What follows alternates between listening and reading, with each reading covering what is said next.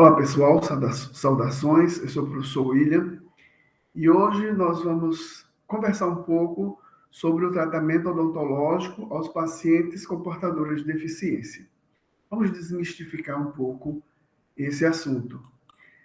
Inicialmente, nós vamos partir de uma definição, né, onde as pessoas deficientes elas são consideradas como aquelas que apresentam algum impedimento ao longo da natureza física, mental, intelectual ou sensorial, e esses impedimentos criam barreiras, né, para a participação dela de forma efetiva na sociedade em igualdade de condições com as demais pessoas.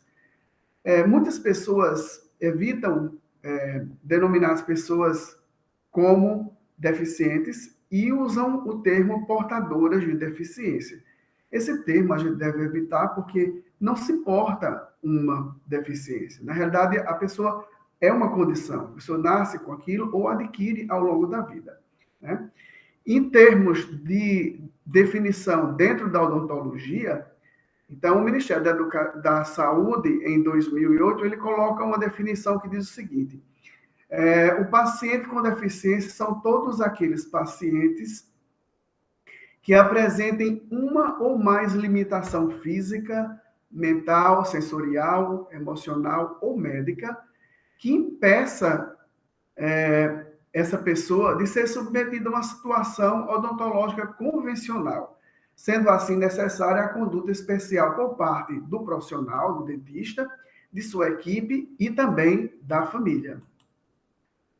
E para entender um pouquinho de como a deficiência se instala a nível mundial e a nível de Brasil, né, e a nível de região, a gente vai estudar um pouquinho, falar um pouquinho sobre a epidemiologia.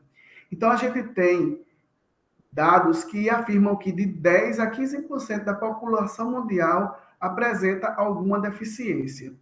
E nesse contingente, 80% estão em países em desenvolvimento, sendo que 20% com alguma deficiência dessas pessoas estão em países mais pobres. E no Brasil, segundo o IBGE, 23,9% tem algum tipo de deficiência. Então, é um número muito expressivo que a gente precisa fazer algumas reflexões em cima disso. Se levarmos isso para o cenário nacional, nós vamos encontrar um percentual bem forte aqui no Nordeste, principalmente nos estados da Paraíba e do Rio Grande do Norte. Então, assim, e dentre essas deficiências, gente, a deficiência visual é a que tem mais pessoas com essa deficiência. Então, surge no cenário um paradigma entre a oferta de profissionais, de serviços e a procura por esses serviços. Segundo o CRO e o CFO, né, nós temos apenas 759 cirurgiões dentistas no Brasil todo, com especialização em odontologia para pacientes especiais. Esse ainda é o termo utilizado, essa nomenclatura ainda é utilizada para a especialidade que trata de pacientes com deficientes, onde nós temos 23,9% da população com algum tipo de deficiência, e sendo que apenas 3% desse percentual recebem algum tratamento especializado. Então, nós vamos encontrar nesse slide uma discrepância gigantesca. Se nós temos uma população com 23,9% de pessoas com deficiência, para apenas 759 dentistas especializados em todo o nosso país. Isso vai gerar uma taxa de apenas 3% de pessoas que recebem esse atendimento de forma qualificada. Então, para entendermos isso, a gente tem que partir do pressuposto de uma classificação do que seriam essas pessoas, como a odontologia chama, de necessidades especiais.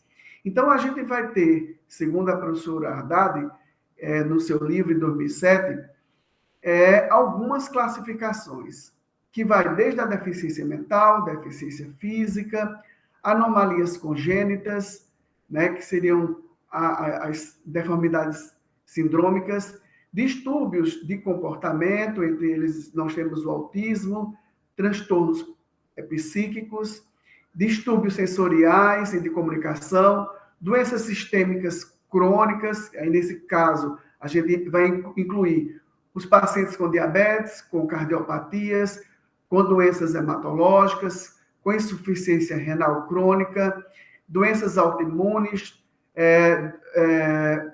entre outras doenças, né? Também nós temos as doenças infecto-contagiosas, como hepatite, HIV e tuberculose.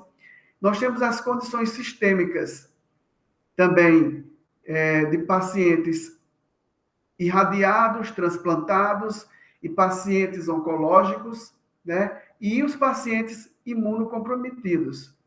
Só que nessa classificação, para tornar isso mais palpável no dia a dia da odontologia, a gente divide em dois grandes grupos. Então, nós temos duas grandes frentes de tratamento. Os pacientes com alterações sistêmicas, né? E pacientes com alterações de comportamento. Então, esses dois grandes pilares nos norteia para que a gente possa fazer um atendimento de melhor qualidade para esses pacientes. No entanto, gente, não é fácil trabalharmos com essa população, uma vez que o cirurgião dentista, uma vez que ele escolhe, que ele se aprimora nesse tipo de atendimento, ele precisa romper algumas barreiras. E essas barreiras, elas são impostas por a própria sociedade, são barreiras culturais das quais nós trazemos já de gerações e gerações, onde a pessoa com deficiência ela é vista à margem da sociedade normal. E na odontologia também não é diferente. Nós trabalhamos, por exemplo, com a odontologia, um dos pilares fortes da odontologia seria o sorriso perfeito, seria a pessoa com harmonização, e um paciente com alguma deficiência, ele pode destoar, ele destoa na cabeça de alguns profissionais esse perfil. Então, a primeira barreira, que eu acho ela sine qua non, se você não conseguir transpô-la, você não vai conseguir jamais prestar assistência a essas pessoas, que é o preconceito. Então, o preconceito, gente, ele, seja de qualquer origem que for, de qualquer forma, ele é uma trave grande para a progressão de uma sociedade melhor. Nós sabemos que nós, profissionais de saúde, temos uma premissa de fazer com que as pessoas elas tenham uma melhor qualidade de vida e deixar, assim, um legado para as próximas gerações de mais integralidade, de mais cooperação. E o preconceito, ele, quando instalado, mesmo que a nível cultural, traz essa amarra poderosíssima que nos vai limitar nos nossos anseios de equidade e também de tratamento a essa população que é tão desassistida. Então, como diz aqui o cartaz, né, a maior limitação dessas pessoas com deficiência ainda é o preconceito. E isso traz repercussões gigantescas na clínica.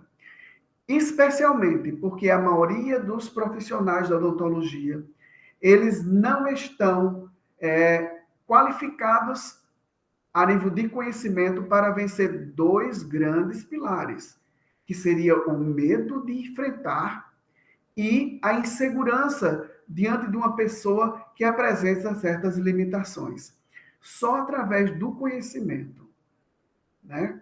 Do conhecimento científico, da prática, das especializações, das qualificações profissionais que temos que fazer ao longo da vida nossa profissional, é que a gente vai conseguir equilibrar, vencer o medo, vencer a insegurança, para trazer uma melhor qualidade de vida para essas pessoas. É um desafio fácil, não é um desafio fácil. Muito pelo contrário, é um desafio muito difícil, porque ele precisa de uma tríade, e essa tríade, sem ela, a gente não consegue fazer um tratamento de sucesso ao paciente com deficiência. Seria a coesão, a união da família, dessa equipe multiprofissional e também do próprio paciente. A equipe profissional, gente, é muito importante.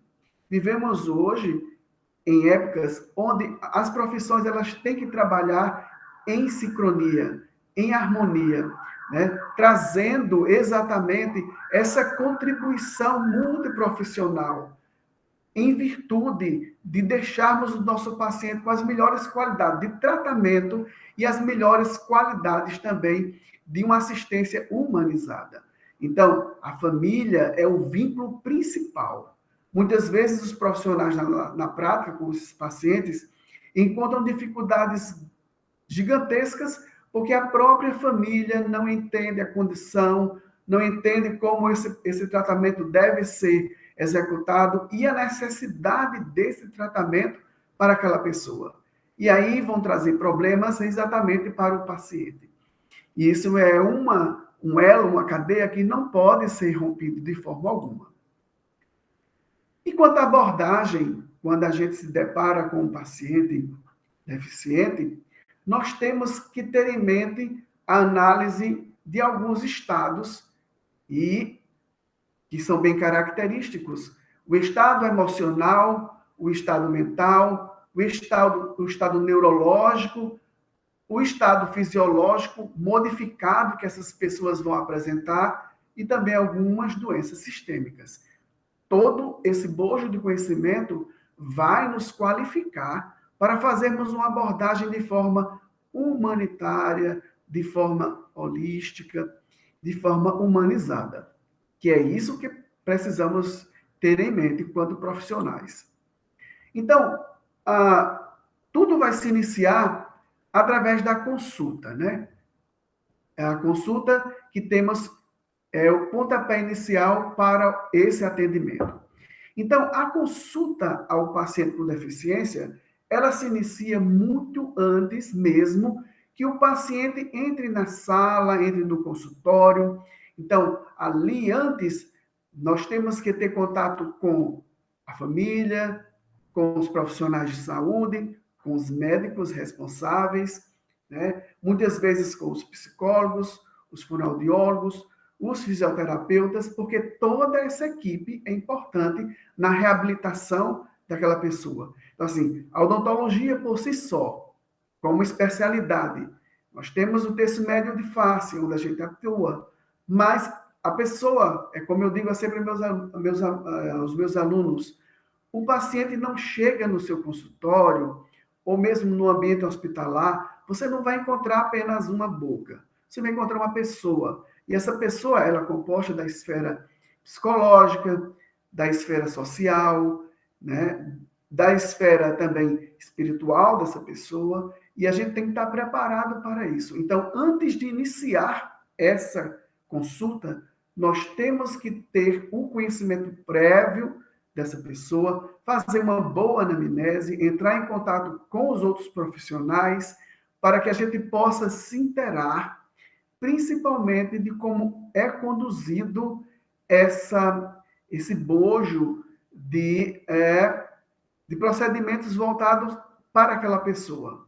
Eu digo também que os protocolos, eles existem, mas os protocolos, eles precisam ser modificados de acordo com o perfil do teu paciente. Então, muitas vezes nós aprendemos isso, e quando a gente chega naquele paciente, não tem condição de levar aquele isso. Então, a gente tem que modificar isso em virtude da pessoa. Então, os procedimentos, hoje em dia, os protocolos, eles estão mais centrados em cima da pessoa do que nos protocolos propriamente dito. Depois, a gente tem que ter essa interação com a família do paciente, com os amigos, né? Com os objetos que aquele paciente tem afecção, que eles se sentem seguros. Por exemplo, pacientes com autismo, esses pacientes, às vezes, eles só conseguem ter interação quando eles estão junto de um objeto que para ele é muito precioso. Então, pacientes com TDAH também. Então, Pacientes outros que querem trazer algum objeto e a gente tem que entender o valor daquele objeto para aquela pessoa. Quando eu falo um paciente, eu digo criança, mas eu quero dizer criança no sentido também de idade mental, né? Não na idade cronológica. Nós temos pacientes com idade cronológica que seria adulto, mas ainda nós temos uma idade mental de criança. Então, isso também tem que ser respeitado. Depois, a gente tem que determinar quais são as dificuldades específicas que nós vamos encontrar naquele paciente. E para fazer essa determinação dessas dificuldades específicas, o contato com os outros profissionais é importante. Outra conduta importante é a conduta de observação desse paciente, uma vez que ele é convocado para vir ao serviço. Então, ali você já tem aquela consulta inicial antes com a família, já traçou uma anamnese, agora você vai partir para a observação em loco daquele paciente na sala de espera. Então, você vai observar de forma velada, né?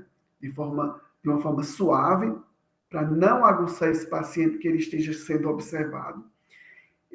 Como é que ele vai se comportar nessa sala de espera? Como é que ele se comporta com os desconhecidos? Então, a gente sabe que vários tipos de deficiências, por exemplo, o paciente com T21, com trissomia do 21, o paciente com síndrome de Down, ele vai ter um tipo de comportamento. Já o paciente com TEA terá outro tipo de comportamento. E assim, o paciente com TDAH, com pacientes com paralisia cerebral, outras deficiências, cada pessoa vai ter um padrão de comportamento e isso deve ser observado a priori, exatamente para que o profissional se prepare, ele possa elaborar com maestria como receber, como acolher essa pessoa, esse paciente. Então, outra forma de observar é como esse paciente se comporta com os pais, com os cuidadores. Será que essa pessoa, essa criança, esse paciente, ele é arredio? Será que ele é hostil? Se ele é agressivo? Será que é extremamente carente, mimado, tem medo? E isso a gente vê na observação desse paciente com os familiares. E além disso, gente, a gente vai ter que incluir uma odontologia além do consultório, além da cadeira odontológica, que é aquela odontologia que pega a atividade lúdica. A atividade lúdica dentro da atuação desses profissionais, ou desses pacientes, desculpem, é de grande valia, né? É um vínculo que se cria com ele. Então, nós temos que usar as atividades lúdicas ao nosso favor, né? Criando esse vínculo com esse paciente, e assim a gente possa usufruir o máximo possível dos momentos que estaremos junto com eles. Ainda falando sobre conduta, é necessário a gente entender que temos que ter regularidade, né? Principalmente com os pacientes com autismo, os pacientes com TEA. Nós temos que ter uma certa regularidade nas consultas, regularidade da equipe profissional que assiste aquela pessoa. Então, aquela equipe não deve sofrer muita alteração. Se for um profissional que vai atender o cirurgião dentista, o auxiliar do dentista deve ser o mesmo. As coisas do consultório elas já devem estar posicionadas de forma regular, né? Os horários de atendimentos também devem ser os mesmos, sempre regulares. Essas consultas odontológicas, elas não podem ter um tempo grande, nós temos que ter um tempo curto, consultas curtas. Por isso, planejar antes de fazer os procedimentos é de fundamental importância para o sucesso de nossa empreitada com esses pacientes. Outra coisa muito importante e de grande valia é você conseguir fazer, mesmo no serviço público, fazer um agendamento horário daquelas pessoas, para que elas não possam esperar muito na recepção. Então, a espera demasiada na recepção vai levar esse paciente a um quadro de ansiedade, que pode desencadear em comportamentos negativos que vão influenciar negativamente para as nossas condutas. Então, é bom sempre ter uma espera curta, né? O paciente chegou e já é atendido, como também as consultas terem um tempo curto, para não eximir muito essa pessoa, não exigir muito tempo dessa pessoa, né? E depois, gente, muito importante, é o que eu sempre falo, a odontologia, assim como a medicina, ela deve estar centrada em cima da pessoa. Então, individualizar essas abordagens é muito importante. Nem todos os pacientes com o T1, com síndrome de Down, eles vão ter o mesmo tipo de comportamento.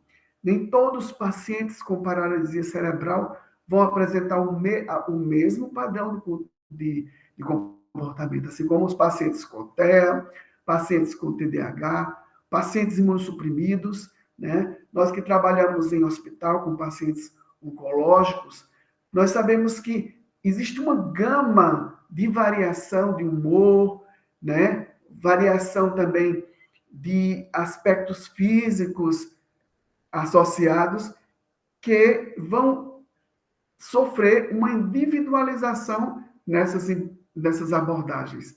Isso é de muita valia e a gente precisa, nós que queremos desmistificar esse atendimento, nós devemos ter isso muito em mente. Em relação aos pacientes com TEA, é importante entender que as alterações sensoriais, elas podem exercer um papel negativo. Então, é necessário que a gente tenha muito cuidado com luz excessiva, com sons que possam ser estranhos, causando estranheza em comportamento arredio dessa pessoa. Os odores também são importantes, né? O toque desse paciente também tem que ser bem estudado, bem planejado. Também a própria temperatura do consultório, ela já pode criar uma alteração nesses pacientes. Então, essas alterações sensoriais, gente, é de grande importância que a gente tenha o conhecimento que qualquer estímulo desse pode desencadear de forma negativa o curso do nosso atendimento. Então, é necessário que a gente entenda para aquele paciente específico qual é a melhor luz, qual é o melhor som, né? Em alguns pacientes, os pais dizem, esse meu filho, ele gosta de escutar esse tipo de música, então por que não trazer isso para o ambiente do consultório, né? Familiarizar esse paciente é de fundamental importância.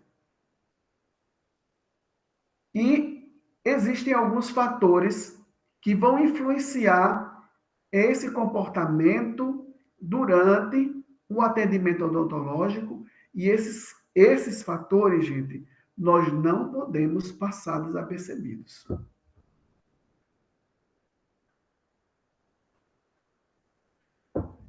A ansiedade dos familiares é um dos fatores que causa muito impacto tanto no paciente quanto no profissional. Então, diminuir essa ansiedade da família é primordial. Como se faz isso? Através de conversa, temos que esclarecer todo o protocolo, como é feito, lembrar aos familiares que as evoluções com certos pacientes são lentas, têm que ser gradativas, a cada dia um avanço, a cada dia um avanço. Não podemos fazer tudo de uma forma rápida, né? Porque isso vai causar transtornos negativos e vai refletir na nossa conduta. Então, tirar a ansiedade dos familiares em relação a isso.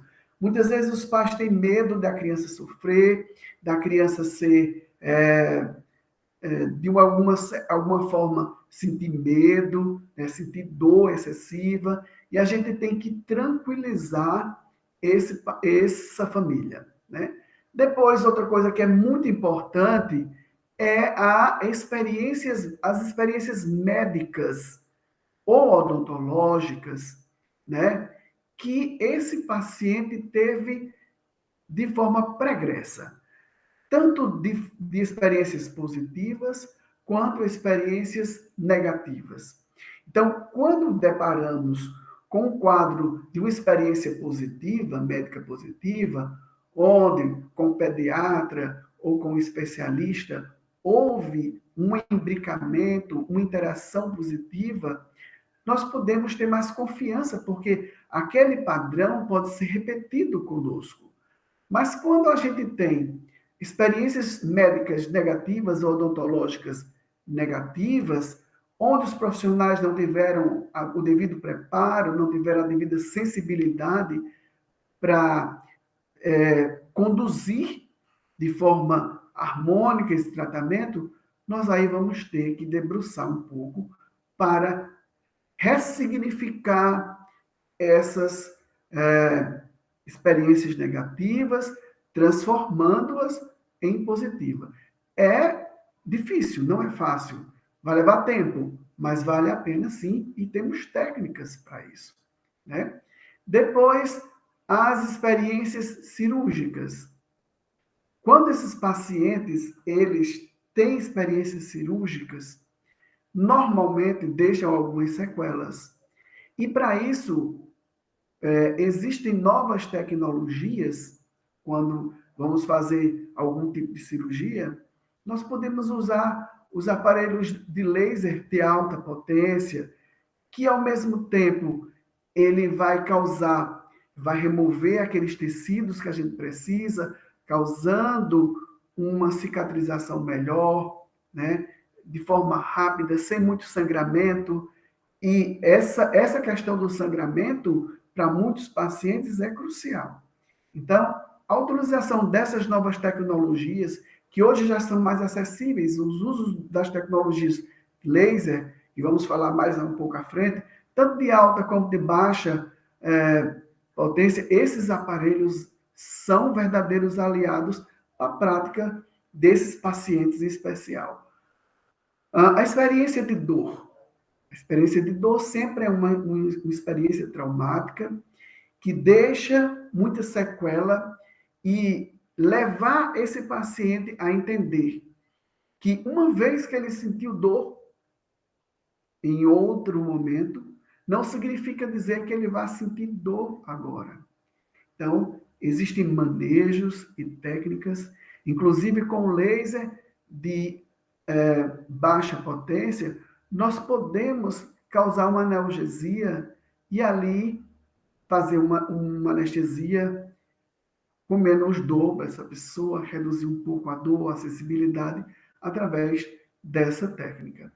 E depois, outro grande comportamento que vai influenciar seria a conscientização do problema odontológico, tanto a nível do paciente, né, tentar levá-lo a compreender a importância, né, de se fazer o tratamento, como da própria família. Então, gente, esses 5 pilares, ansiedade familiar, experiências médicas pregressas positivas ou negativas, as experiências cirúrgicas, a dor prévia e a conscientização dos problemas odontológicos, problemas bucais, são questões que nós temos que ter em nossas mentes para tanto o planejamento como para a abordagem perfeita com esses pacientes. E como abordar esses pacientes, né? Então, aquilo que eu tinha falado antes. Primeiro, a gente vai fazer essa entrevista com os pais e a gente vai observar como está o comportamento de ansiedade desses pais. E nós sabemos que as crianças, elas refletem, elas reproduzem muitos dos comportamentos dos pais, dos cuidadores. Então, pais ansiosos podem exacerbar o comportamento ansioso do filho, principalmente de um paciente com portador de deficiência. Então, assim, entrevista com o pai, com os pais, os cuidadores, para remover essa ansiedade, deixá-los no nível de equilíbrio emocional, vai só trazer benefícios para a nossa prática. Depois, quando a gente tem um encontro com o paciente, nós devemos avaliar as reações que esse paciente vai ter. Então, a gente analisa o comportamento facial, o comportamento gestual dessa pessoa, né? Nós vamos identificar alguns níveis de comportamento, que a gente vai falar mais à frente, e assim já traçando um plano de tratamento em relação a essa avaliação de reação que a gente vai ter com o encontro com o paciente. Esse encontro do paciente, gente, muitas vezes, ele se dá antes da sala do consultório odontológico, lá na sala de visita, na sala de espera. Então, o profissional indo lá, fazendo aquele primeiro contato com ele, de forma amistosa, né, convencendo, trazendo esse paciente, acolhendo ele de forma positiva. Quando a gente traz ele para o atendimento em si, nós, se fizermos isso a priori, nós vamos ter grandes sucessos. Depois, a gente tem que estabelecer um diálogo. Não é fácil estabelecer diálogos com essa gama de pacientes.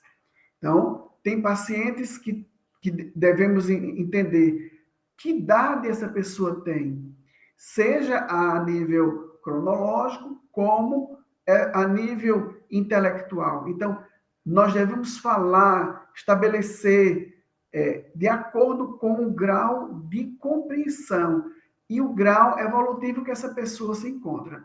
Então, estabelecer esse diálogo baseado na idade e no nível intelectual daquele sujeito é muito importante. A outra coisa de grande importância, essa eu ressalto e digo que é uma das mais importantes, é tentar esse contato físico com o pacientes antes do atendimento. Gente, pacientes com autismo, né? Geralmente a gente não consegue esse contato físico assim. Vai se conquistando aos poucos. E a criança, o paciente, ele tem que entender que o toque do outro não é algo que possa trazer nenhum medo para ele, nenhum constrangimento. Mas a gente tem que respeitar. A gente tem que conquistar esse toque. E às vezes passamos semanas, algumas sessões, para conseguir tocar nesse paciente. Esse toque é fundamental. Assim como a fala ela é terapêutica, o toque também é terapêutico, principalmente com esses pacientes. Então, todo o cuidado, todo o esmero nesse contato físico prévio. E aí, gente, já é clássico na odontopediatria, né? Os níveis de comportamento. Então, a grosso modo, nós vamos ter 3 tipos de comportamentos.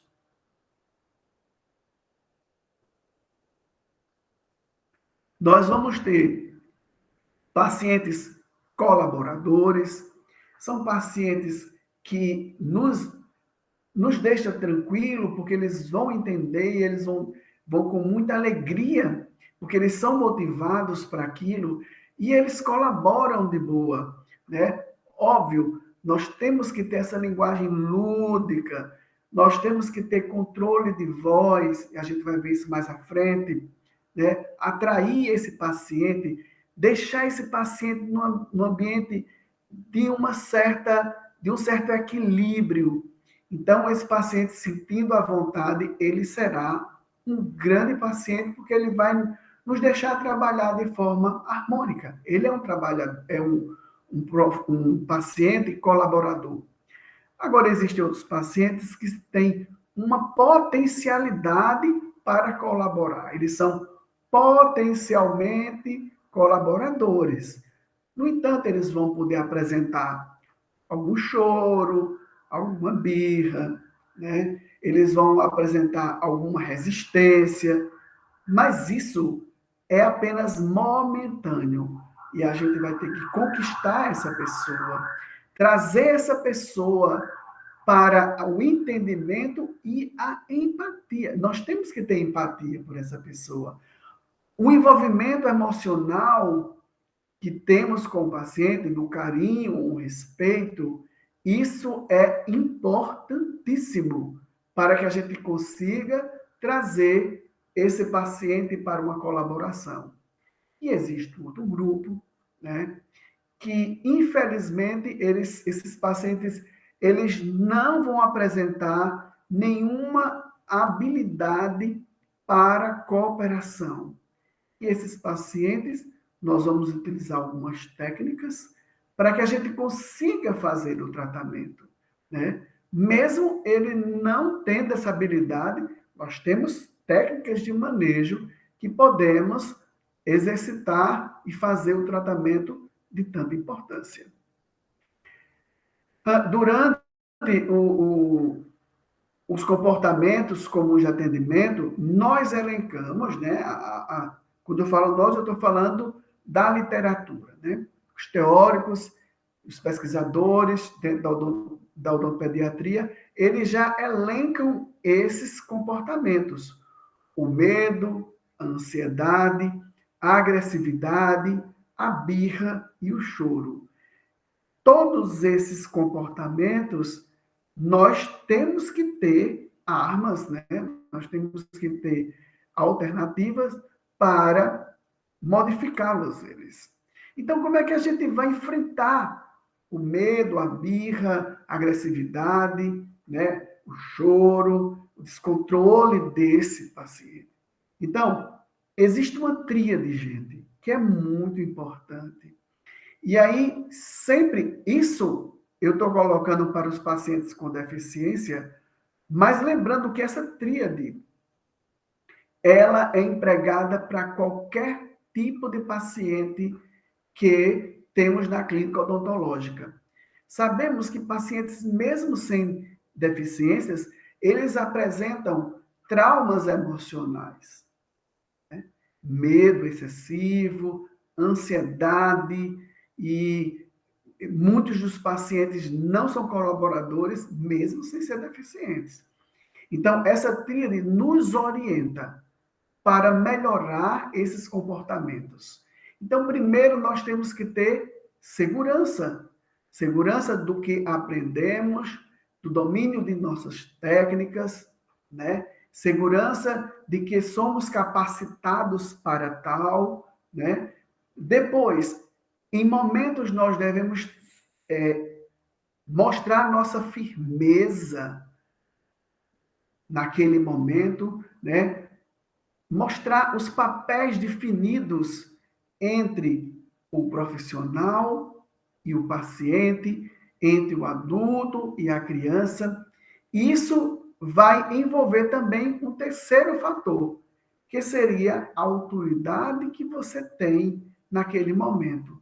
Gente, autoridade não significa dizer que você tenha que punir, que você tenha que, de uma certa forma, tratar a pessoa de forma ríspida.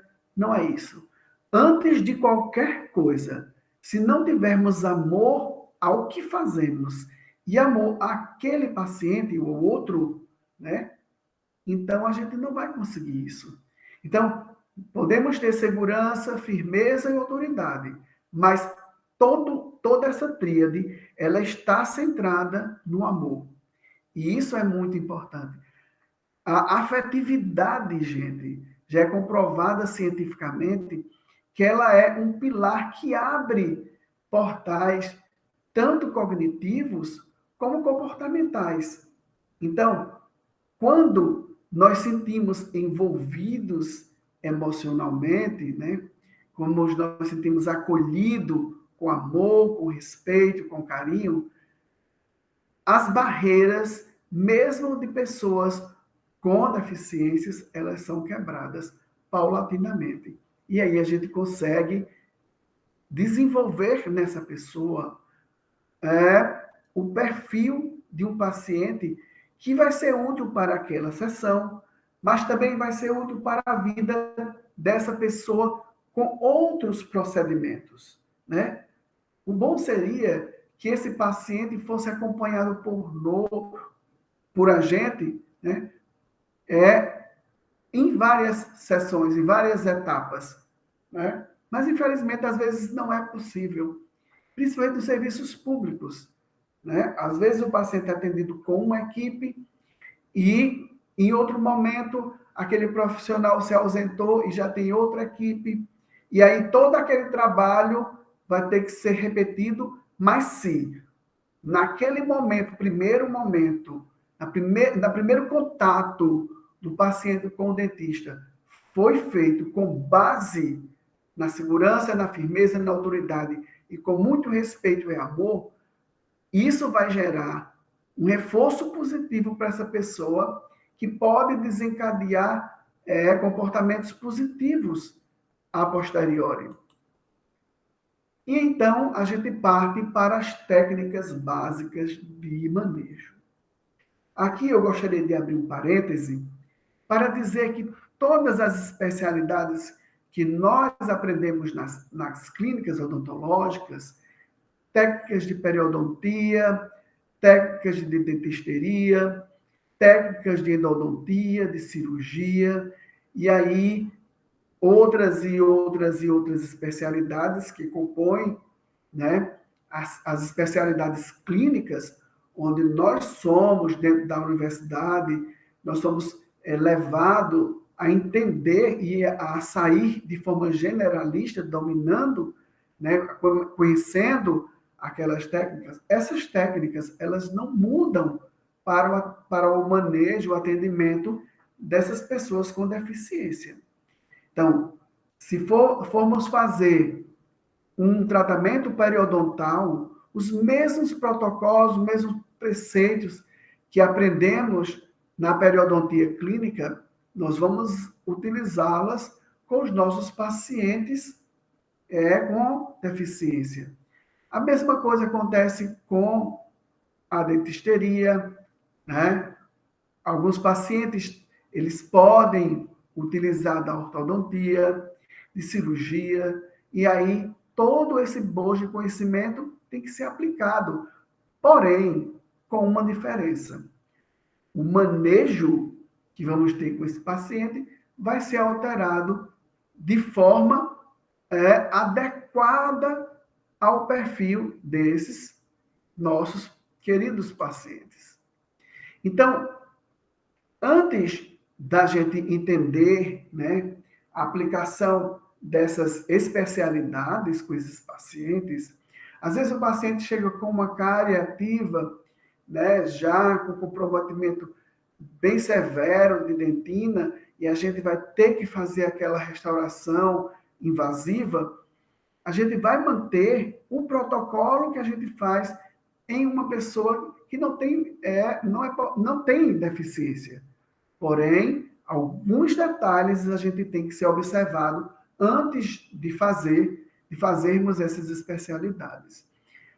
Uma das observações importantíssimas é a posição da cabeça desse paciente.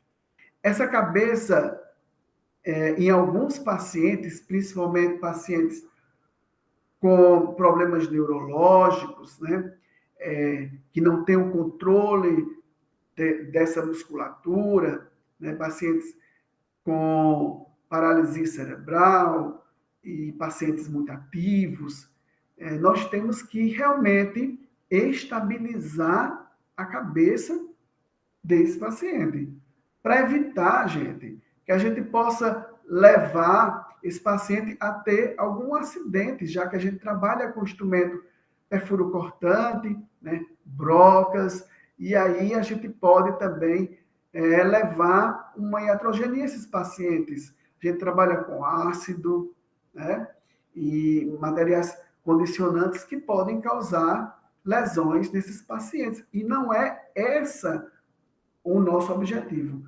Então, uma das técnicas é auxiliar, manter a cabeça estabilizada, segurar a cabeça, para que nós possamos trabalhar uma certa estabilidade, né? E assim evitar eventuais acidentes. Depois, uma coisa muito importante, gente, é observar se esse paciente tem distúrbio de deglutição. Isso a gente vai saber desde a anamnese. Então, alguns pacientes, eles apresentam distúrbios de deglutição. E aí é um ponto de risco que a gente precisa estar sempre atento para que esse paciente não possa broncoaspirar, né? Ou se engasgar e a gente tem um problema muito sério. Então, observar isso, sabendo disso, ter esse manejo com cuidado, né? Depois, avaliar se esse paciente vai ser preciso ser colocado algum dispositivo para abertura de boca. Alguns pacientes com paralisia, eles tendem a travar e trava a maxila e a mandíbula de forma que você não possa visualizar. Então, caso seja necessário um abridor de boca, que a gente vai mostrar, existem vários tipos de abridores de boca, nós devemos fazer isso com a maior cautela do mundo, para não trazer traumatismo nos tecidos, na mucosa, nos lábios e na língua, porque uma vez traumatizado, a gente vai ter outro problema, né? Então, em vez de a gente ter aquele problema só na abertura, ou aquele problema de abertura para fazer uma restauração, para fazer uma endodontia, se a gente lesiona aquilo, a gente vai ter que tratar aquela ferida, né? Que muitas vezes essa ferida pode infeccionar e aí complicar bastante para a vida do paciente e, por que não, para a nossa vida, né? Outra coisa importante é a inclinação que devemos ter com certos pacientes na cadeira. Então, nem todas as inclinações são favoráveis, exatamente para evitar que essa pessoa aspire, broncoaspire, né? Que essa pessoa possa engasgar e aí ter uma intercorrência de moderada até grave, né? E depois, os pacientes com paralisia cerebral, geralmente, a gente tem que ter muito cuidado com o uso do sugador, com a ponta do sugador. Muitas vezes eles mordem e mastigam essa ponta do sugador, e aí a gente tem que ter esse cuidado. Então, o correto seria colocar um abridor de boca e sugar do outro lado, para evitar com que ele morda e danifique esse sugador, que é muito importante. Sugar saliva, né? A própria água da seringa tríplice, se a gente estiver utilizando, né? É importante a gente ter esse controle. Até porque, gente, o paciente pode se sentir sem conforto, né? A gente tem que trazer esse conforto para esse paciente. Depois, algumas imagens positivas do pré-tratamento. Então, e aí já são as técnicas de manejo, né? Aquelas foram orientações, e aqui a gente vai entrar nessas técnicas propriamente de manejo. Uma das primeiras, né, a primeira que eu vou trazer para aqui, é o manejo positivo pré-tratamento. É muito importante, antes do paciente entrar no consultório, você mostra fotos, imagens de tratamento, né? Isso vai fornecer ao paciente e também aos cuidadores, aos pais, as informações visuais sobre o que esperar durante a sessão, né? Criando assim um contexto de esclarecimento antes mesmo do início do procedimento odontológico. Quando você mostra aquelas imagens, que você entra no diálogo com aquela criança, com aquele paciente, mostrando, exemplificando como aquilo vai ser feito, gente, você está apto de ter um grande sucesso, né? Quando chegar a hora do paciente adentrar ao consultório. Depois, a observação direta. Em alguns pacientes, nós podemos utilizar uma técnica que é ou mostrar um vídeo de como é feito o tratamento, ou mesmo de trazer esse paciente para fazer uma observação direta a um outro paciente corporativo, né? Paciente que a gente vai levar para, fulano, vamos ver aqui seu coleguinha, como é que se comporta. Mas aquele coleguinha, ele tem que ser uma pessoa, um paciente colaborador, né? Porque ele tem que desempenhar um papel de exemplo para aquela pessoa. Então, assim, na cabeça daquela criança, ela assim, não foi ruim com fulano, foi legal, foi divertido, então eu quero isso para mim também. É muito importante essa técnica também e é bastante utilizada. Outra técnica muito utilizada é o dizer, mostrar e fazer. Então, ela vai envolver explicações verbais desses procedimentos, né? Utilizando de frases, de palavras adequadas ao nível de desenvolvimento desse paciente, né? Falando, dizendo, né? E sendo feito em seguida uma demonstração visual e tátil, né, buscando tranquilizar essa criança, e a partir da utilização dessa explicação e demonstração, você vai concluir o procedimento, você vai fazer. Alguns pacientes, eles trazem os bichinhos, seus bonequinhos, e você pode até fazer, né, dizer, mostrar, olha, no seu bonequinho vamos fazer isso, e a criança ela vai entender aquilo e vai cooperar. Essa técnica é de muita valia, né? Dizer, explicar, depois mostrar e aí fazer. É uma sequência muito interessante e dá muitos resultados. Depois, pergunte, diga e pergunte. Então, você vai perguntar os sentimentos que esses pacientes estão tendo em relação aos procedimentos, né? Explicar por demonstração e depois perguntar novamente se ele entendeu. Então, isso vai avaliar a ansiedade, que pode levar a comportamentos incompatíveis, né? E também ensinar e confirmar se o paciente está confortável com o tratamento antes mesmo de prosseguir o atendimento. Então, pergunta àquele paciente como é que ele está se sentindo, né? Se ele está legal, se está bem, né? Depois, você vai dizer o que vai fazer e vai perguntar novamente à pessoa, né? Se ele entendeu, e assim vai fortalecer e diminuir a ansiedade desses pacientes. Existe essa técnica que é muito utilizada na odontopediatria, que é o controle de voz. Então, são alterações controladas do volume, o timbre e o ritmo de voz que vão influenciar e direcionar o comportamento dos pacientes. Então, o objetivo é ganhar a atenção e obter a colaboração.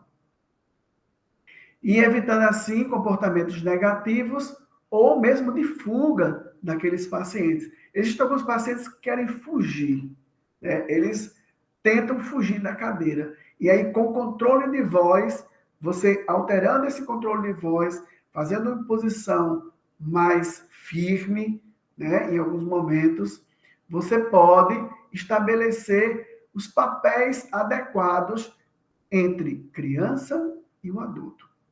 Só que essa técnica, pessoal, a gente precisa esclarecer primeiro aos pais para evitar possíveis desentendimentos. Porque quando você altera o tom, fala no tom mais incisivo, né? Você pode falar de uma forma mais firme. Alguns pais, se não entenderem, vai dizer que você está querendo coagir a criança ou tratá-los como punição. E não é isso. O controle de voz é importante para que essa pessoa possa modular o seu comportamento. Então, se o profissional ele tem um timbre de voz suave, sempre o tempo todo, criando aquela monotonia, ele pode ter um comportamento não tão legal desse paciente. Então, se o paciente continua renitente, a gente altera, fala de forma incisiva, né? Diz que o paciente vai ter que fazer aquilo naquele momento, de forma firme, né? E aí a gente consegue modular essa alteração de comportamento.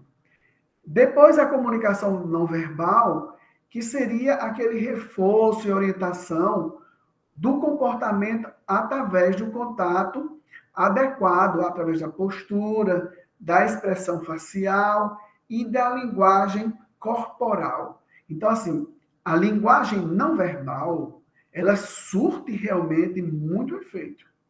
Então, um olhar que você faça, tipo, o seu paciente se comportou de uma forma não legal. Você olha para ele, já faz um olhar meio que, ó, não tá legal, você não fala nada, mas você mostra isso, né? Através dessa comunicação não verbal. E isso vai aumentar a eficiência e a eficácia das outras técnicas, porque são combinadas, né? Então, vai manter a atenção e a colaboração desse paciente. A comunicação verbal, junto com a comunicação oral, né, o controle de voz, surte grandes efeitos. Isso aí é comprovado, a gente vê isso na clínica, nas nossas abordagens com os pacientes, que às vezes é preciso isso, né? E depois, gente, uma técnica que eu acho de grande valia, né? Gosto muito dessa técnica, é o reforço positivo.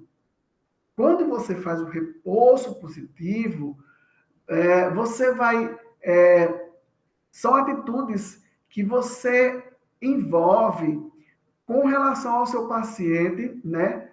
Compensando o comportamento desejado, fortalecendo a recorrência daqueles comportamentos.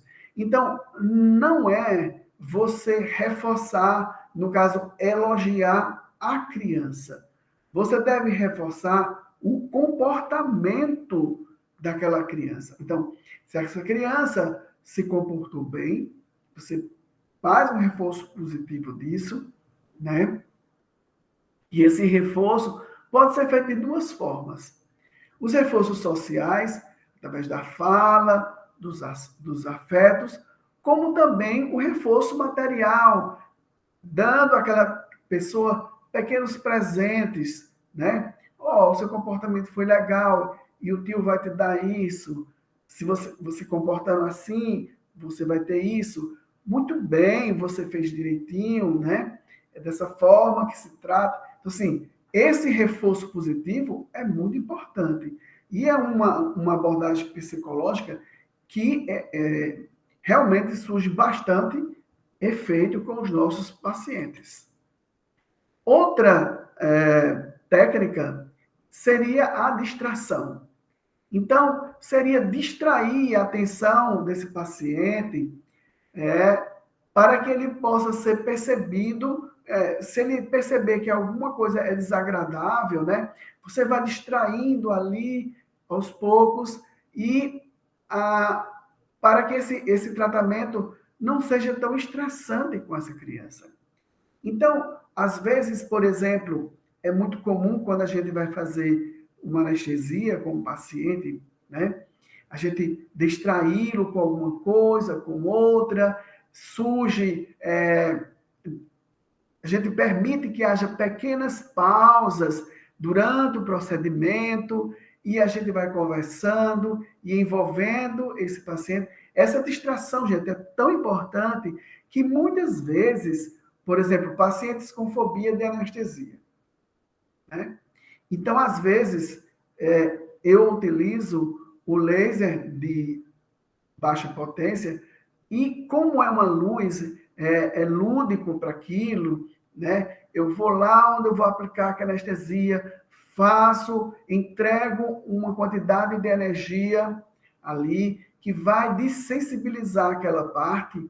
Enquanto isso, eu estou conversando com aquela pessoa, tirando ela do foco, mostrando coloca-se um óculos, né, de proteção, e a gente sempre diz ao paciente, oh, esse óculos é um óculos que vai dar superpoderes, você vai ver as cores diferentes que realmente vê.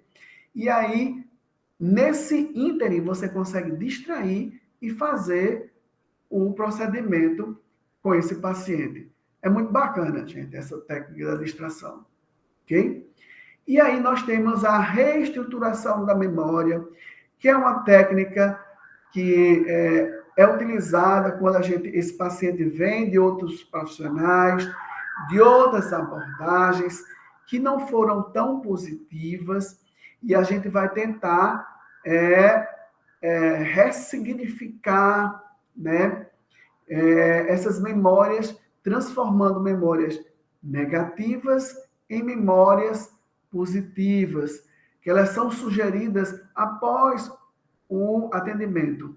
Então, é muito comum, quando a gente vai fazer essa odontia de dentes, né, dos tecidos, e a criança já fez uma extração, e às vezes ela sentiu dor, viu sangue, e não gostou, e aí você vai conversando, você vai distraindo, você vai reestruturando aquela memória, de repente você tira aquele dentinho e diz, ó, não doeu, não foi tão ruim, você dá parabéns àquela criança, e aquele estímulo, ela vai causar uma reestruturação de uma memória negativa. E esse estímulo faz com que isso se perpetue em outros atendimentos. Uma vez que ele superou um procedimento negativo, agora ele vai ter uma perspectiva que ele é capaz, que ele foi corajoso, que ele conseguiu fazer aquilo, né? Então, é um reforço também muito importante. Juntamente com o reforço. Essas técnicas, gente, nós podemos fazer uma miscelânea dela num único tratamento, né? Numa única sessão, você pode utilizar todas elas arranjadas. Para isso, o profissional tem que estar muito atento a todo o comportamento que esse pequeno paciente ou um paciente grande, né, vá desencadear naquele momento. E prontamente você já tem que estar programado para intervir de acordo com o comportamento esboçado, né? E outro manejo importante, e esse tipo de manejo, né, que é a presença ou a ausência dos pais, em alguns casos, gente, principalmente pacientes que são muito mimados, que apresentam birra, né, na presença dos pais, muitas vezes é conveniente nós pedirmos para que os pais saiam do consultório e aí fica só você e o paciente. Óbvio que antes de se fazer isso, você tem que explicar, convencer aos pais. Os pais, gente, como eu disse naquela tríade, pais, profissionais e o paciente, essa tríade, ela é indissociável, né? Quando você está tratando de um filho, você está fazendo um manejo do filho, é como se você também estivesse fazendo aquele manejo do pai. Então, os cuidadores e os pais, eles precisam entender que muitas vezes a própria presença dele vai desencadear um comportamento agressivo, birrento, choro, né? E como nós queremos ter sessões curtas, muitas vezes o pai está ali e não é legal. Então, eu já tive experiência de pais que ameaçaram o filho, né? Dizer, olha, eu vou te bater, eu vou te dar uma chinelada. E aí eu carinhosamente tive que pedir aos pais para se retirarem. Tive uma nova conversa e aquele paciente, gente, ele correspondeu de forma maravilhosa a um tratamento, né? Então, assim, é nesse momento que você tem que ter a expertise de ver se o comportamento do seu paciente com os pais é negativo. E aí, de forma educada, você pede para que eles aguardem lá fora.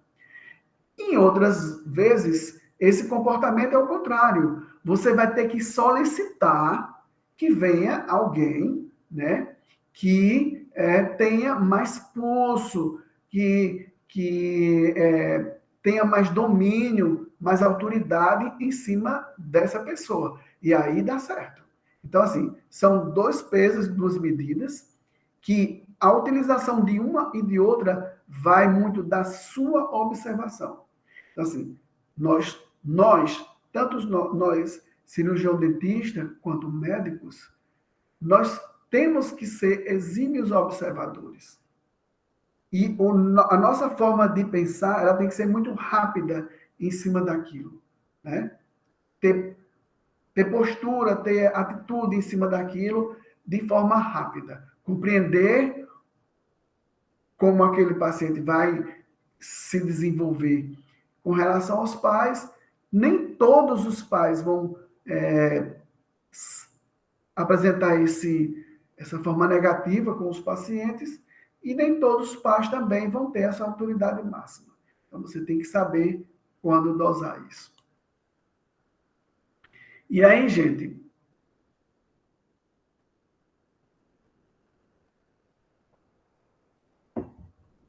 nós chegamos agora a um ponto quando esse paciente ele vai ter que se usar uma estabilização protetora, né?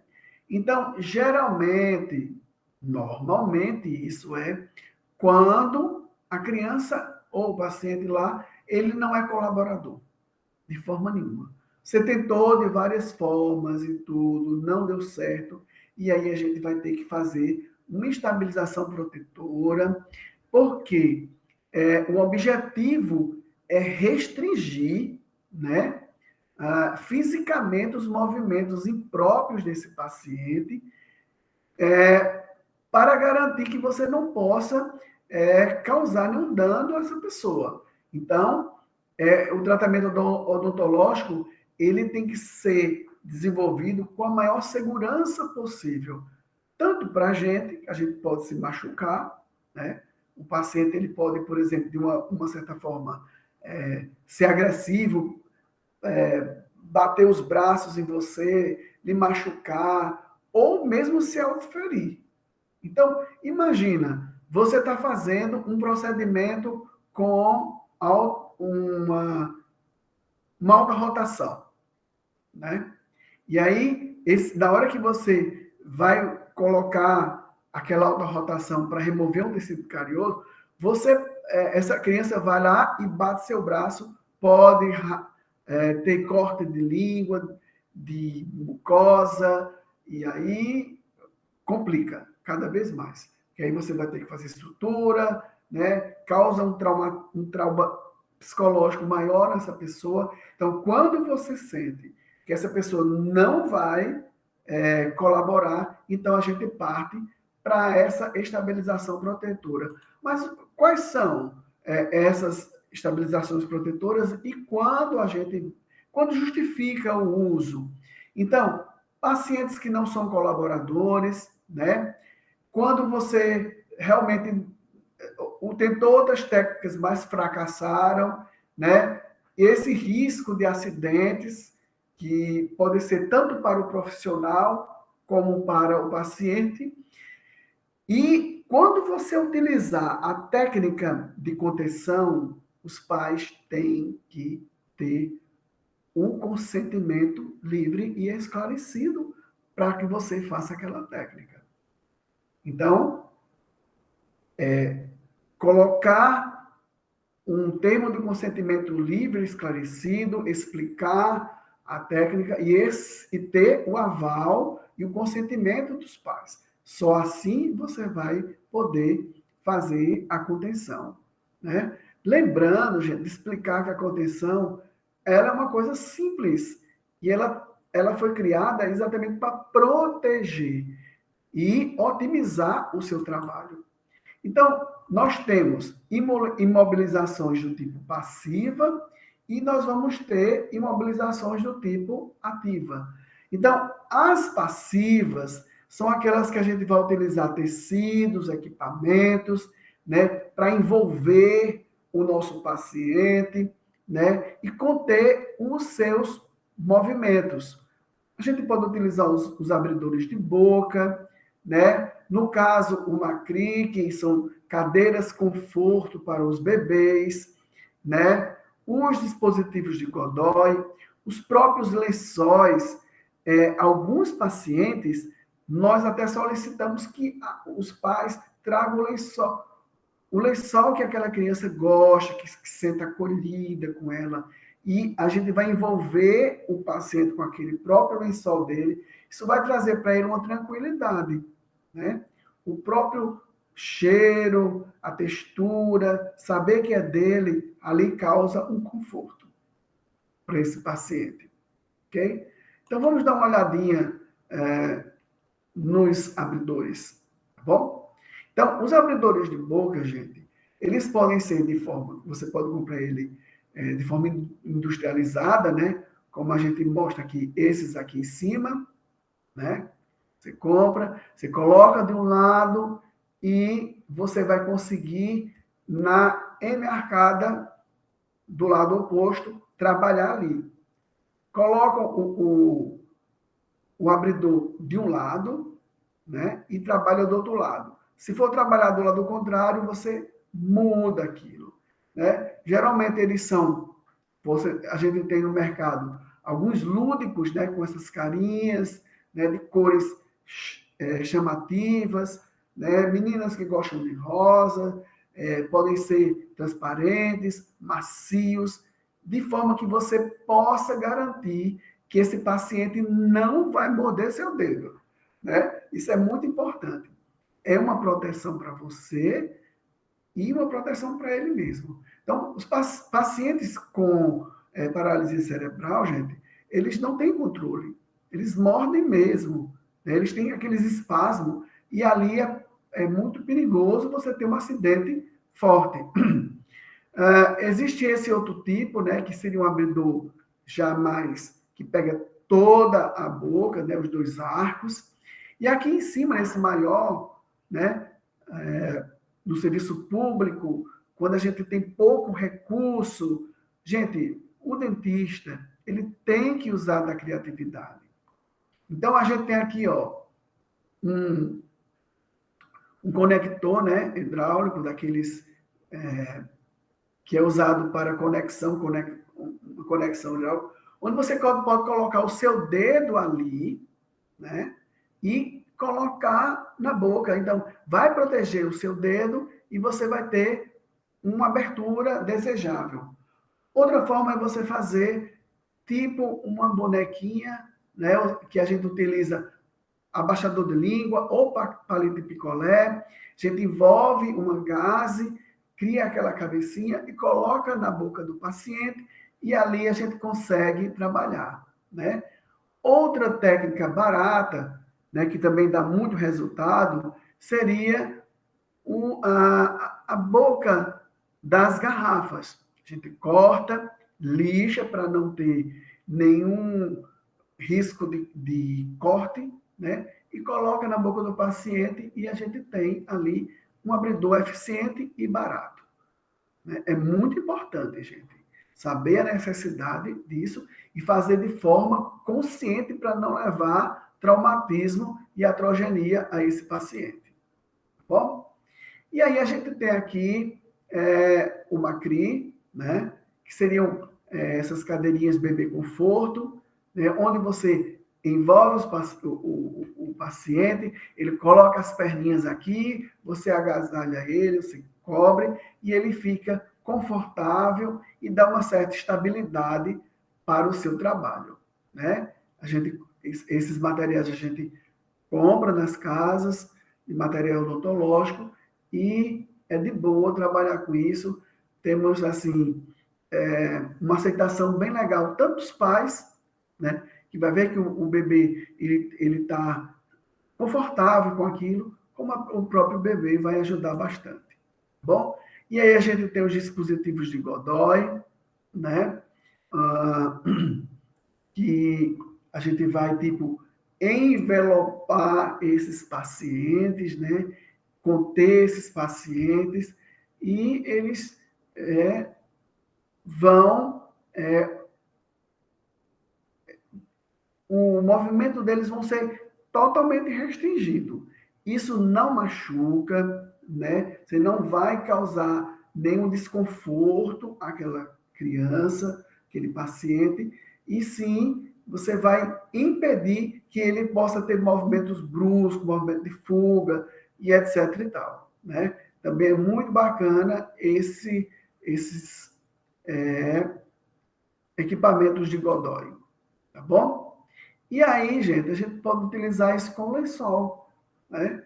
Aqui a gente vê, ó, um lençol, coloca na cadeira, o paciente senta deita no seu lençol, de preferência dele, com o cheirinho dele, com a memória afetiva dele, e aí a gente vai envolvê-lo, né, para que ele possa ficar bem aconchegadozinho ali e trazer o que a gente precisa, né? A imobilização desse paciente.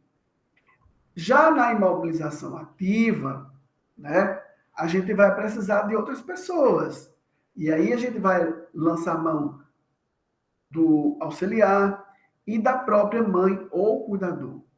Então, quando a gente vai ter que conter os braços e as pernas dessas crianças, né, elas podem ser seguradas pelo auxiliar e até e também pelos pais, enquanto a gente realiza as técnicas e que a gente está empregando com aqueles pacientes. Então, existem várias técnicas de mobilização. Então, essas técnicas, gente, a gente tem que fazer isso de forma que o paciente se sinta confortável e os pais e os cuidadores se sintam confortáveis também. Afinal de contas, eles vão ter que conter o filho deles. Então, existem várias técnicas, mas não é você que vai ditar, vou fazer essa técnica ou aquela.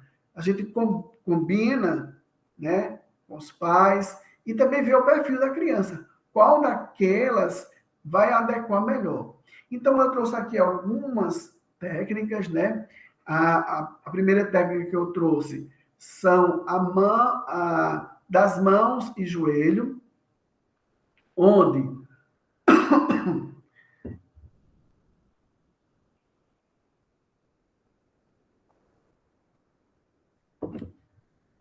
a mãe vai ficar em pé, né, ao lado da cadeira, e caso seja necessário, ela vai segurar as mãos do paciente e apoiar sobre os joelhos dela. Então, é uma forma de contenção, né, segurando as mãozinhas do filho, colocando essas mãozinhas no joelho, e deixar com que o profissional trabalhe com mais tranquilidade. Bom, a gente tem a posição no colo, né? Onde também é chamado de abraço, né? Como vai ser? A mãe deita na cadeira, coloca a criança sobre o seu tórax e a envolve, abraçando-a. Gente, essa técnica é muito interessante e é muito importante essa técnica, tanto para a mãe quanto para a criança, né? Essa técnica é uma das técnicas que eu mais acho interessantes e efetiva. Ela é muito bacana. Traz um conforto, né? O colo da mãe tem significado psicológico muito forte, regado à nossa psique. Então, isso naquele momento traz um alento, na cabeça da criança, eu estou protegido pela minha mãe está aqui comigo, e isso é importante, né? E deixa a gente profissional também muito tranquilo em relação a isso, tá ok? A posição do joelho em joelho, né, é aquela posição onde o joelho do profissional ele fica junto com o joelho da mãe ou do responsável, a criança coloca a cabeça no colo do dentista e o tronco e as pernas no colo da mãe. Essa técnica é muito interessante, gente, porque, inclusive, quando a gente trabalha em saúde coletiva, a gente pode utilizar essas técnicas em outros pacientes, que não necessariamente tenham deficiência, mas crianças menores, né, onde você pode fazer um procedimento não traumático, né, aquele tratamento atraumático com aquelas crianças, e é de muita valia, é muito importante, né? Essa posição de joelho a joelho, ela pode ser feita fora do consultório também, não no caso dos pacientes com deficiência. Ele deve ser feito realmente dentro do consultório, porque você vai ter um aparato melhor e vai depender também da técnica que você vai estar utilizando. E aí a gente tem as técnicas de estabilização, que eu falei lá na frente, a contenção da cabeça do paciente, que é feito pelo o THD, né? Que vai estar ali ajudando, segurando, né, aquela cabeça, principalmente a mandíbula, para que você trabalhe de forma com mais segurança, ok? E existem também outras técnicas que são bem interessantes, né? Os pacientes com paralisia cerebral, eles se sentem muito à vontade com essa técnica, né? Que é uma técnica simples chamada calça da vovó, que pode ser feita com uma calça realmente, ou você fazer, eu vou mostrar daqui a pouco uma foto, que você pode mandar confeccionar de forma mais lúdica, mas para que serve isso? Vai causar um apoio. Então, tem um apoio cervical, né? E todo o apoio lateral dessa criança, deixando essa criança, gente, mais confortável. Essa calça da vovó é fofinha, né? Então, ela vai deixar confortável e vai auxiliar na contenção, no caso de movimentos involuntários durante esse atendimento. Eu acho muito interessante essa calça da vovó. É uma técnica bacana, né? E bonita. Ó, uma calça jeans normal, né? Você costura as pernas, preenche ela com material bem fofinho, costura o cós e aí você tem uma contenção maravilhosa, né? Aqui a gente tem esse pacientezinho lá bem envolvido, é muito interessante também essa almofada especial, né? A gente tem esses tipos também de, de suporte dessas almofadas, né, que a gente compra lá pronta, principalmente com pacientes com distúrbio de cerebrais também, de manejo, de postura, que se move muito, né? Aqueles pacientes inquietos, e ali dá uma certa. É como se o paciente ficasse modado dentro dessa almofada, né? Desse aparato. Muito importante também. Vai dar um certo controle, o paciente não vai se cansar muito, vai se sentir confortável e vai praticamente ajudar a melhorar o atendimento da gente. Bom, e aí, quando todos esses manejos, né, não farmacológicos não funcionam, a gente vai ter que entrar com as conduções farmacológicas. Então, as conduções farmacológicas, gente, nós vamos ter 4 tipos principais na odontologia. A gente vai ter a sedação oral, a sedação venosa, a analgesia, né, inalatória com esse gás que a gente vai estudar direitinho, e também anestesia geral. Cada um dessa conduta, ela vai se adequar ao melhor quadro clínico do seu paciente, né? Então, o planejamento para utilizar isso está muito relacionado com a história que você fez desse paciente. E em algumas dessas sedações, você é obrigatório trazer o profissional médico para trabalhar com você. Bom? Então, na sedação medicamentosa, a gente vai utilizar os medicamentos, principalmente os benzodiazepínicos, né? Que eles são utilizados de uma certa forma, com uma certa frequência, com os pacientes fóbicos, né? E que têm algum comprometimento físico, mental, que não são colaboradores. Então, esses benzodiazepínicos, eles vão apresentar propriedades hipnóticas, né, sedativas, e vão apresentar um tempo de absorção e eliminação relativamente rápida pelo organismo. Então, a gente tem aqui uma tabela onde tem os principais fármacos que a gente utiliza dentro desses pacientes. Nós temos o diazepam, o lorazepam e o midazolam. Então, assim, para cada paciente, né, a gente vai ter a quantidade, o tempo de latência e a duração daquele fármaco na cadeia farmacológica desse paciente. Então, dentro dessas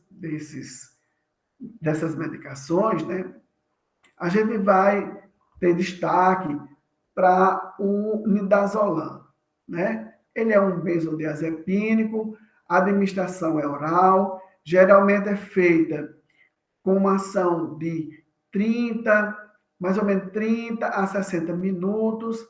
Ele vai provocar uma amnésia retrógrada, ele pode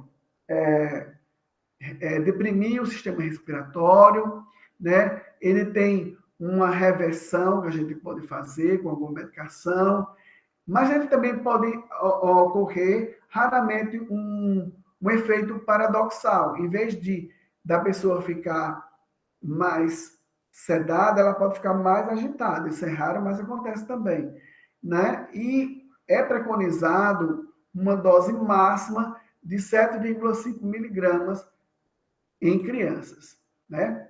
Daí a gente também tem a sedação venosa, né? Então, essa sedação venosa, ela é feita dentro do consultório. Porém, para fazer ela, eu tenho que ter um médico anestesista trabalhando juntamente comigo. Por quê?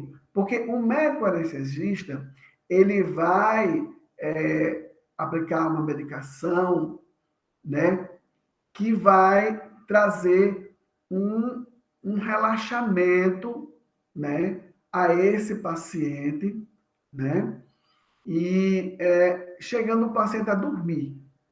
Porém, mesmo assim, as aplicações de anestésicos tópicos são feitas pelo dentista. Então, a sedação venosa ela é interessante, é sim, certo? Só que ela é dispendiciosa porque você vai precisar de ter um anestesista trabalhando com você, tá bom? Ela faz com que o paciente fique sonolento, às vezes até durma, mas a sensibilidade dolorosa você vai ter que fazer por anestesia infiltrativa ou mesmo bloqueio regional. Então, é um trabalho com os dois profissionais, né? Se aplica em alguns casos.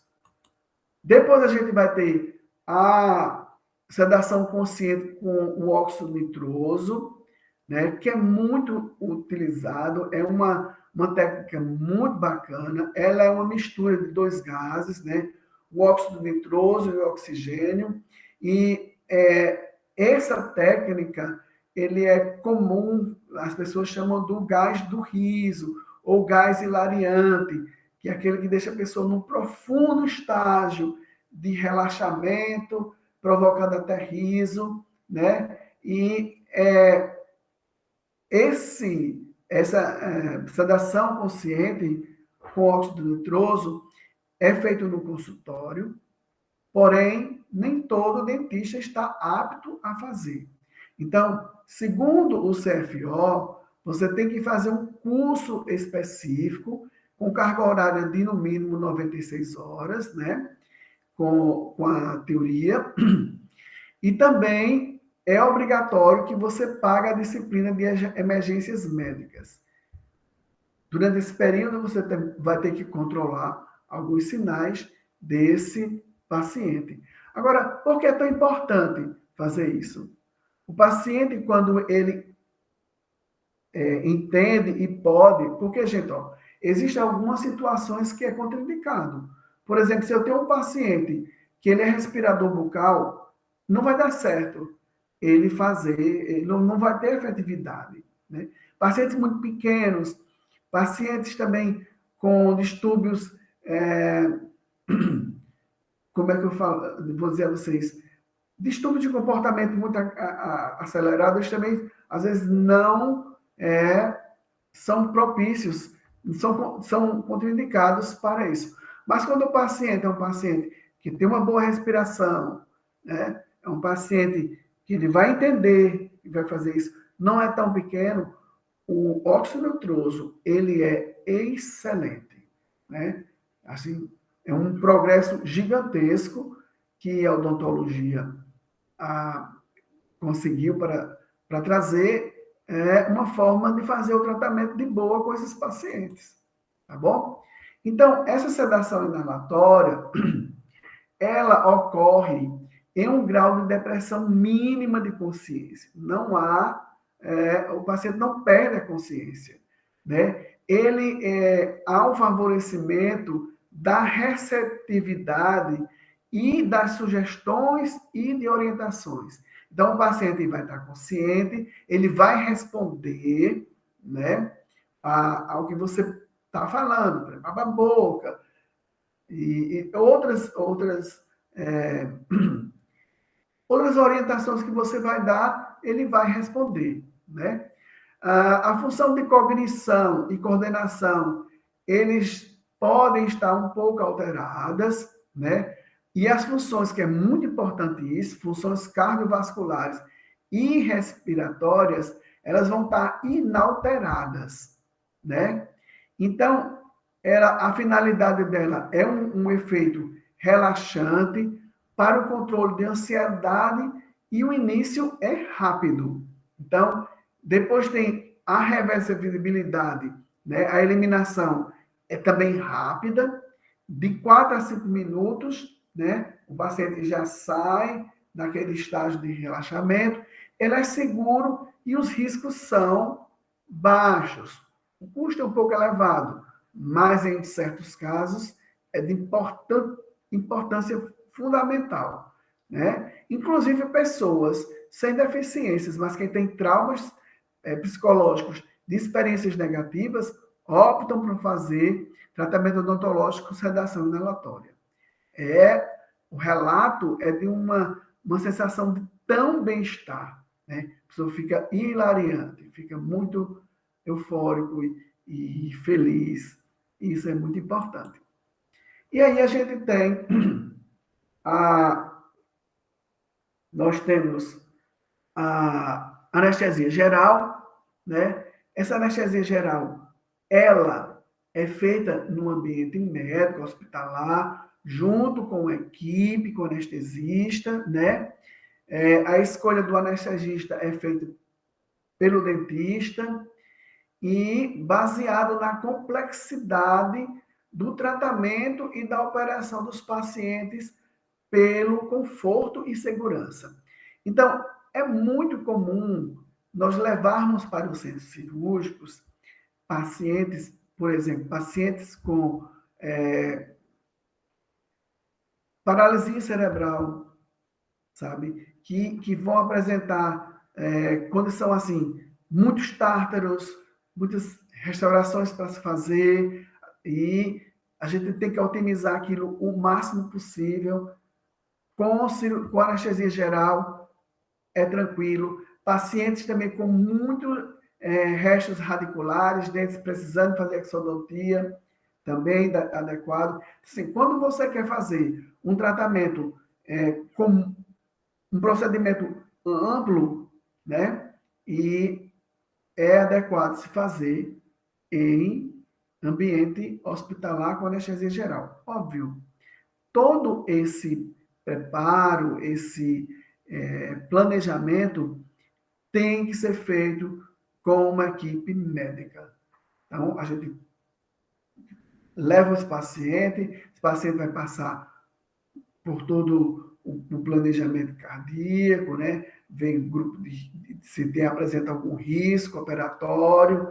Depois disso, a gente fala com a equipe de anestesiologistas que vão estar lá o tempo todo monitorando e nós vamos trabalhar com tranquilidade.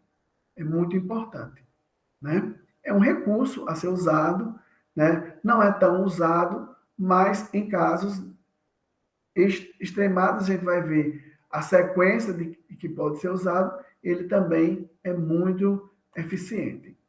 Então, resumindo, né, como que a gente faz essas intervenções?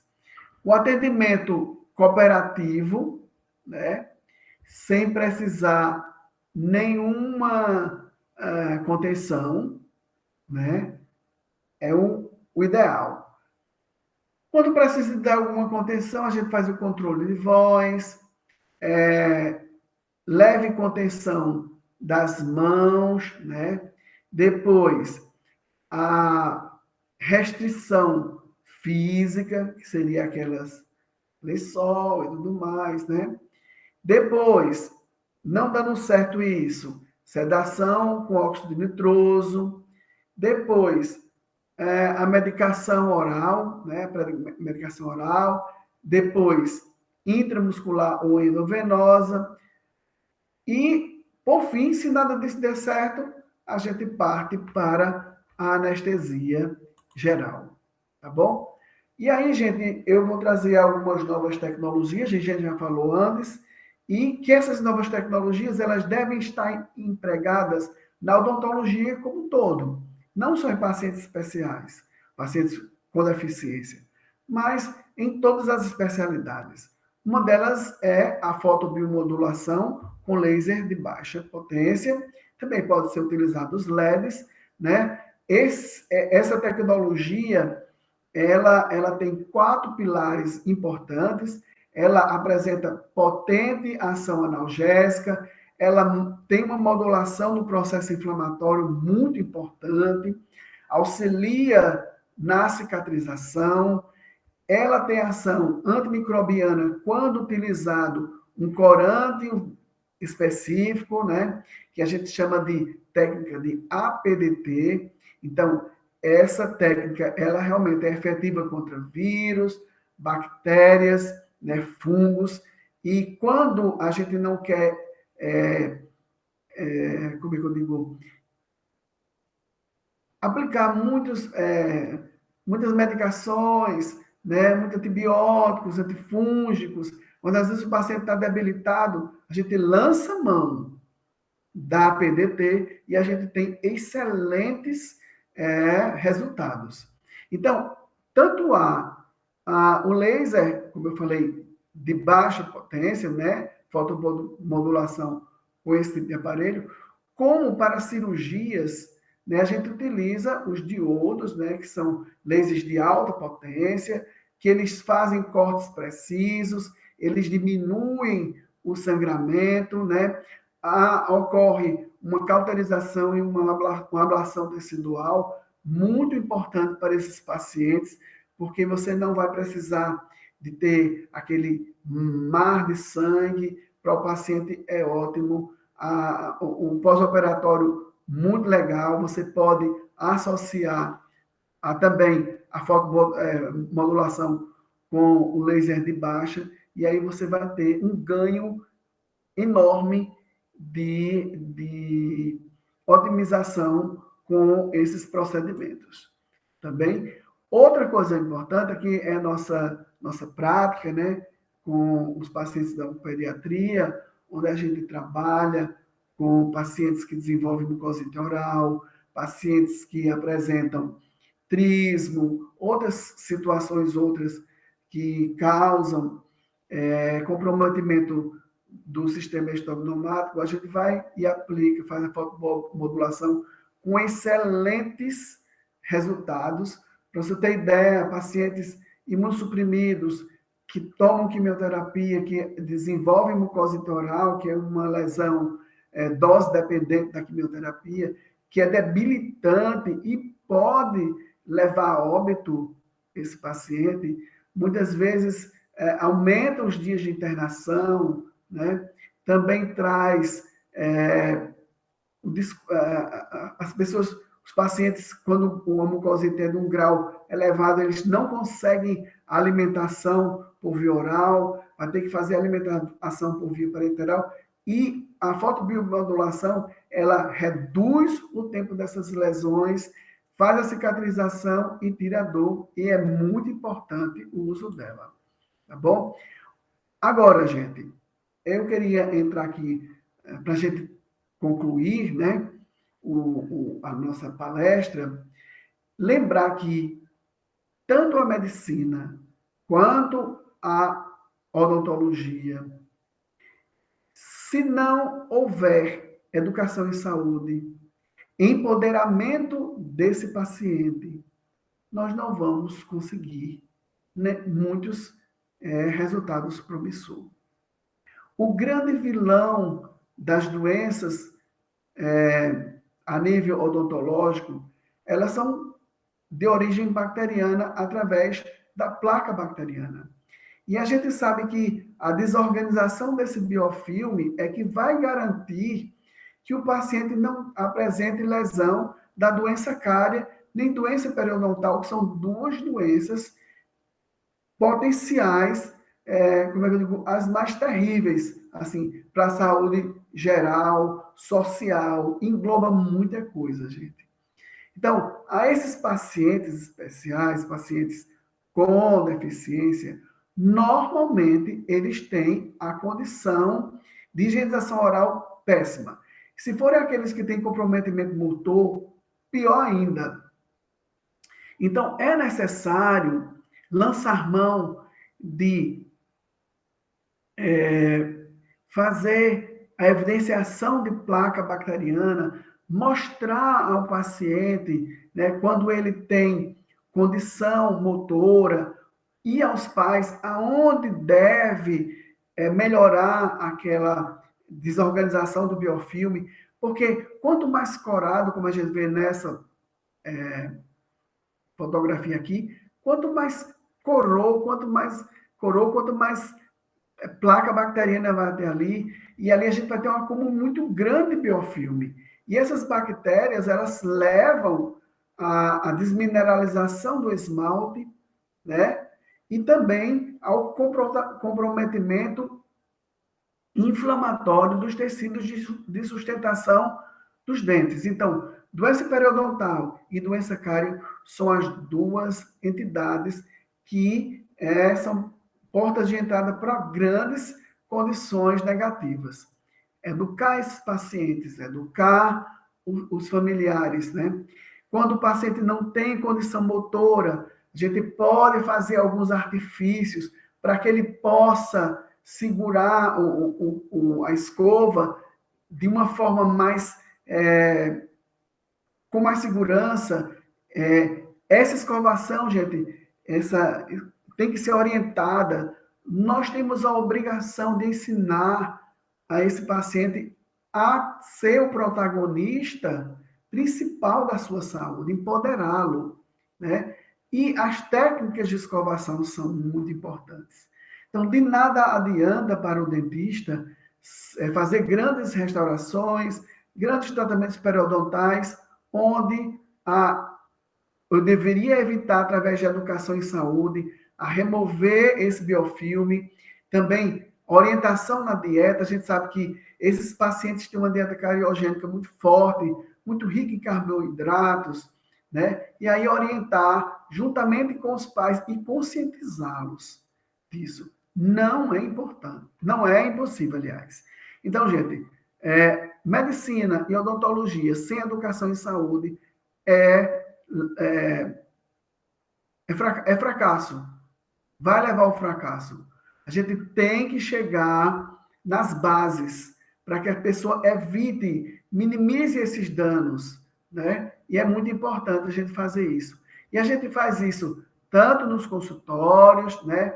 Como a gente faz isso em ambiente hospitalar, né? A gente mostra, ensina, capacita os pais quando as crianças são muito pequenas, né? E são experiências do nosso trabalho que, com certeza, surte na pessoa uma educação para hábitos saudáveis que vão modificar os comportamentos de higiene e de saúde bucal para o resto da vida da pessoa. Bom, aqui a gente são nosso trabalho de ensinar, de empoderar no leito, aquelas crianças que estão... Essas crianças aqui são crianças que estão em tratamento oncológico, que a gente trabalha, né, no hospital de referência, levando tanto a laser terapia como o mais importante que eu acho, a educação em saúde, ensinando e empoderando essas pessoas, tá bom? E, por fim, para a gente terminar, deixo aqui uma mensagem do John Kennedy, que diz: lutar pelos direitos da deficiência é uma forma de superar as nossas próprias deficiências. Então, que haja em nós mais amor, mais doação, né, mais interesse. O meu desejo é que esse número de profissionais que vão trabalhar com os pacientes especiais, como é dito na odontologia, mas sabemos que são pacientes com deficiência, que esse número seja crescente, que as pessoas descubram grandes potenciais e a gente possa contribuir para a humanidade, trazendo mais alegria, mais qualidade de vida para esses pacientes. Aqui eu me despeço de vocês, agradecendo a oportunidade, muito feliz que foi me concedido pelos organizadores do congresso. E qualquer dúvida, vocês podem me procurar nas minhas redes sociais, que estarei sempre à disposição.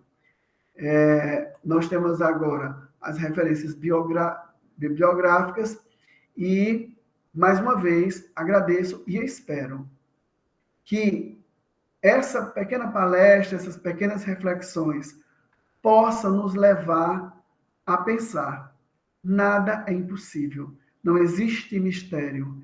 Existe apenas doação, amor e muito estudo. Um abraço fraterno para todos e que Deus os proteja.